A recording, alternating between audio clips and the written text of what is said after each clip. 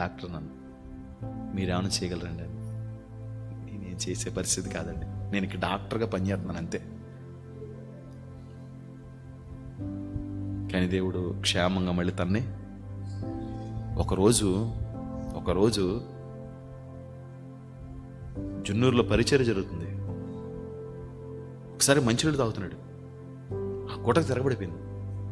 ఆ సిచ్యువేషన్ కళ్ళ ముందు వస్తే భయమేద్దు నాకు. నేను ఎవరిని చూసి భయపడ్డాను లేదు, చచ్చిపోయాడు అనుకున్నాను. మొత్తం ఒళ్ళంతా బ్లూ అయిపోయాడు. కానీ దేవుడు ఆశ్చర్యకరంగా మరలా అలా ఒకసారి అలా టర్న్ అయింది ప్రాణం అంతే. ఒకసారి అలా అలా అలా ఏమైంది, తిరగబడింది. ఈ సంవత్సరంలో కాళ్ళంతా ఇన్ఫెక్షన్ అయిపోయి ప్రశాంతి గారికి భయంకరమైన సిచ్యువేషన్ వచ్చేసింది.